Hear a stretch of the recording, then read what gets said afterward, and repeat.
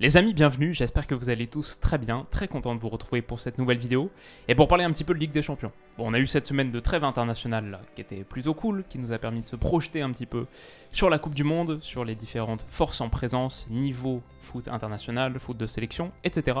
Mais le retour de la Ligue des Champions, bon, ça c'est quand même une saveur particulière, et je dois dire, cette semaine de Ligue des Champions qui se profile là, c'est une que j'attends depuis longtemps, c'est une que je trouve absolument décisive, capitale, dont je vois ou j'entends pas beaucoup de monde parler, encore pour l'instant, mais où il va se jouer beaucoup de choses.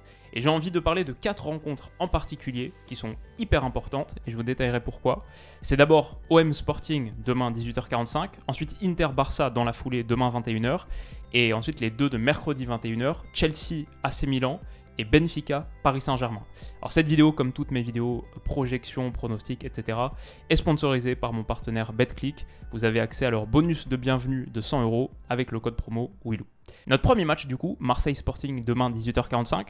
Bon, la manière dont j'ai envie de le présenter, c'est que c'est à la fois le match de la dernière chance pour Marseille et aussi peut-être déjà le match de la qualification pour le Sporting. Quand on regarde, 0 points pour Marseille dans un groupe qui semblait pourtant abordable. Pour se qualifier, ça veut dire qu'il faut prendre entre 10 et 12 points sur les 4 matchs restants, ce qui signifie quasi obligatoirement une victoire demain dans ce match contre le Sporting. La difficulté, c'est que tu affrontes le leader du groupe. On a dit pour le Sporting quasiment le match de la qualification. C'est parce qu'ils ont déjà 6 points au bout de 2 journées. Ils sont allés mettre 0-3 à Francfort en ouverture et ils ont séché Tottenham 2-0 il y a quelques semaines.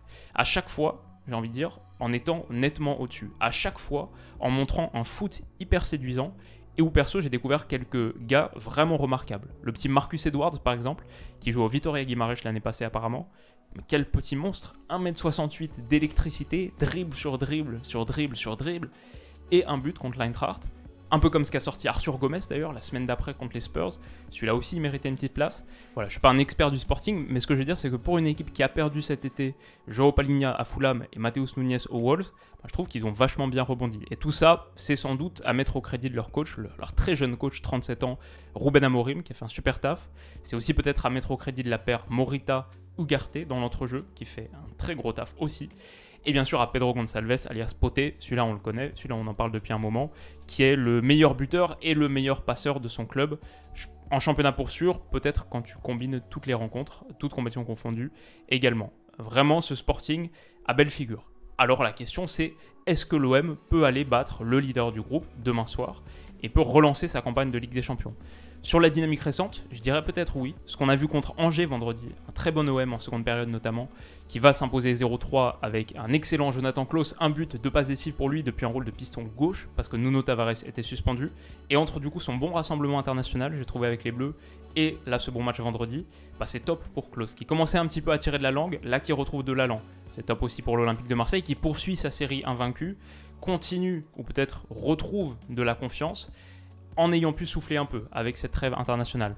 Donc voilà, franchement, je vois un homme qui se présente avec des idées fraîches, au point où je les vois peut-être faire quelque chose contre ce Sporting. Ce sera pas facile, notamment dans un vélodrome qui a huis clos, pour les incidents qu'on connaît, mais même ça, je me demande si en Europe, ça peut pas être un petit peu un avantage pour briser la mauvaise série, la mauvaise passe, la malédiction, ce truc un petit peu mental que Marseille a en Coupe d'Europe, avoir un peu moins de pression. On sait qu'un stade aussi volcanique, puissant que le Vélodrome, ça peut être à double tranchant. Parfois, quand tu vas mal, c'est ça qui te met encore plus mal. Quand tu sors sous les sifflets à la mi-temps parce que c'est 0-0 et ta prestation était mauvaise, ça peut jouer aussi négativement. Donc voilà, peut-être que c'est l'opportunité parfaite pour rebondir.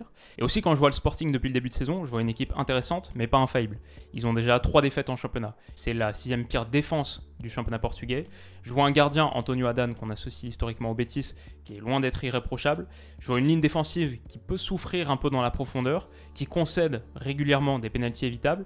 Voilà. Si vous êtes vraiment convaincu que Marseille et l'Europe ne sont pas faits pour s'entendre, et que vous voyez la victoire du Sporting à 3,05, je crois que vous êtes comme 59% des gens sur BetClick qui ont choisi ce pari apparemment. Mais perso, je pense que Marseille peut le faire.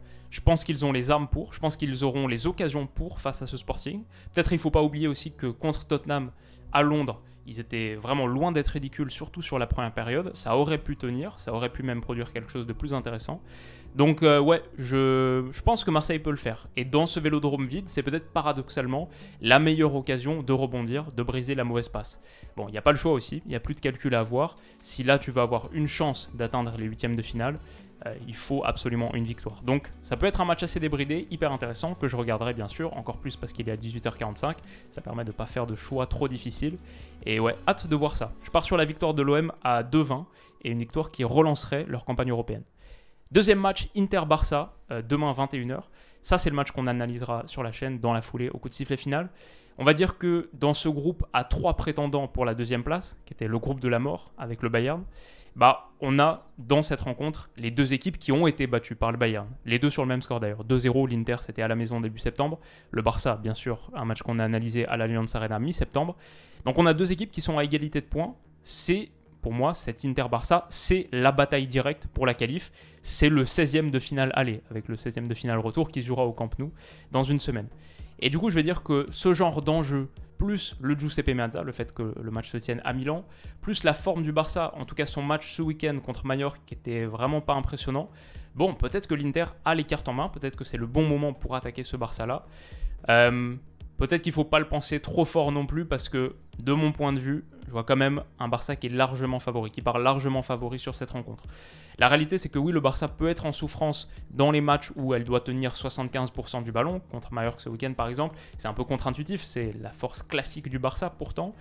Mais ce Barça de Xavi, il est un petit peu plus hybride, je trouve, que le Barça classique. Il a besoin de phases à grands espaces. Contre le Bayern, par exemple, un match où il y avait beaucoup plus de transitions, beaucoup plus de grands espaces à attaquer face à une équipe qui, elle aussi, a pas mal le ballon, ça la mettait dans de bonnes conditions pour s'exprimer.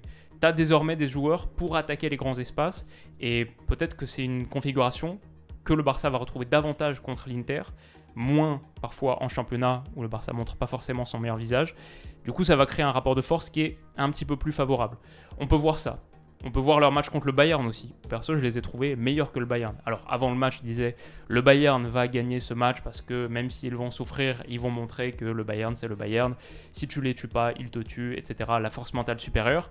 C'est grosso modo ce qui s'est passé. Mais le Barça a montré ils boxaient dans la catégorie des grands d'Europe. Sur la physionomie, pour moi, c'est un match où tu as franchi un cap. Et peut-être que les leçons mentales aussi de ça, si tu tues pas ton adversaire, il te tue. Concrétiser, finir tes occasions. Quand tu as la chance d'en avoir en Europe, peut-être que les leçons de ça vont être justement parfaitement intégrées et appliquées à ce match-là à Milan. Je vois l'Inter tout court aussi. Ça, on ne l'a pas encore mentionné, mais la forme de l'Inter en ce moment, c'est un Inter qui va très mal, qui reste sur 2 défaites consécutives en Serie A contre la Roma et l'Udinese.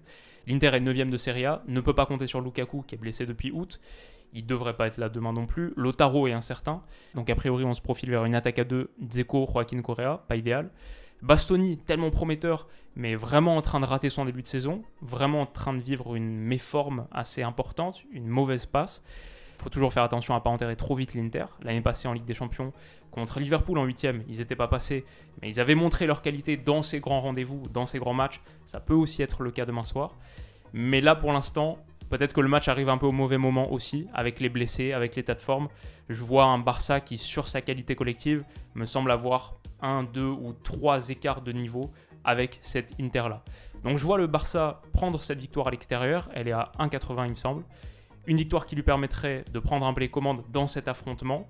Je vois le Barça se qualifier in fine pour les 8e de finale de Ligue des Champions. Ça passe par une victoire là à Giuseppe Meazza. La troisième rencontre dont j'ai envie de discuter rapidement, c'est Chelsea-Milan, demain 21h. Et à la base, ce match, ça devait être le duel pour la première place.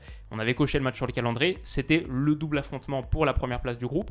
Aujourd'hui, ça ressemble au match de la dernière chance pour Chelsea, qui n'a pas pu faire mieux qu'un nul contre Salzbourg, et qui bien sûr a perdu contre Zagreb, le match qui a coûté la peau de Thomas Tuchel. Aujourd'hui, Milan a 4 points, 3 de plus. Milan est premier du groupe, Chelsea est dernier du groupe. C'était pas fou contre Salzbourg pour l'AC Milan. Par contre, j'ai plutôt bien aimé la seconde période contre Zagreb. Ça, c'était un match que j'avais regardé. Béni soit les matchs de 18h45. Et j'avais plutôt pris du plaisir sur cette seconde période. Giroud, Raphaël Leao sur son côté, qui avait fait encore une fois un gros travail. Bon, ce Milan me semble aujourd'hui supérieur à Chelsea. Mais est-ce qu'avec l'arrivée de Graham Potter, est-ce que tu rebats pas un petit peu les cartes? Et ce super effectif, est-ce qu'il n'y a pas moyen d'en faire quelque chose, même là, à court terme, redresser la trajectoire à court terme? Si on en croit le résultat de ce week-end, on peut peut-être dire oui. Contre Crystal Palace, il y a cette victoire arrachée dans le temps additionnel par Conor Gallagher, magnifique, qui a fait beaucoup de bien aux têtes. C'est un petit peu la même chose que ce qu'a vécu l'AC Milan d'ailleurs contre Empoli ce week-end, avec une fin de rencontre totalement folle. D'ailleurs, est-ce que vous avez déjà vu un gars sourire en pleine action avant de marquer un but? Maintenant oui. Sacré Rafael Leao. Je dois dire que je vois Milan s'avancer avec peut-être un peu plus de certitude que Chelsea, juste parce que ce Chelsea en a pas beaucoup. Pourtant, il y a un tel matériau à Chelsea que si ça clique, si ça marche, ça peut très bien marcher. Peut-être que ce match peut être le détonateur. C'est ça qui le rend hyper excitant, mais aussi je trouve assez difficile à lire, à anticiper. Bon, du coup, moi je suis parti sur le match nul à 3,80. Peut-être un match avec pas beaucoup de buts, un partout par exemple, mais vraiment pas beaucoup de conviction sur cette rencontre. On va juste la savourer. Dernier match, Benfica-Paris Saint-Germain, c'est aussi mercredi 21h. Ça, c'est le match qu'on analysera au coup de sifflet final dans la foulée. Au moment du tirage sur ce groupe, j'avais dit que je voyais PSG 1, Benfica 2, parce que ce que montrait la Juve depuis le début de saison, c'était assez inquiétant, parce que ce que Benfica montrait à l'inverse, c'était hyper intéressant. Bon, PSG 1, Benfica 2, on y est, mais c'est plus proche que prévu. Les deux ont remporté leurs deux premiers matchs, les deux ont 6 points, les deux ont battu la Juve. Donc là, ça ressemble plus trop à un match pour la qualification, ça ressemble à une bataille pour la première place, qui, comme on le sait, est importante en Ligue des Champions. Sur les 6 dernières saisons, Paris a fini 2 fois deuxième de son groupe. Les 2 fois, ça sort en 8e. 2016-2017 contre le Barça, et bien sûr, l'année dernière, contre le Real Madrid. Donc cette première place est importante. Ça, c'est la première partie de ce choc. Paris part favori, bien sûr, parce que globalement, Paris joue mieux que l'année dernière, parce que Neymar et Messi font des débuts de saison tonitruants. Le résultat, c'est que même en faisant, j'ai envie de dire, une bonne mi-temps sur 4 contre la Juve, contre Maccabi Haïfa, il y a en gros la première mi-temps contre la Juve qui est bonne. Le reste, c'est un peu douteux.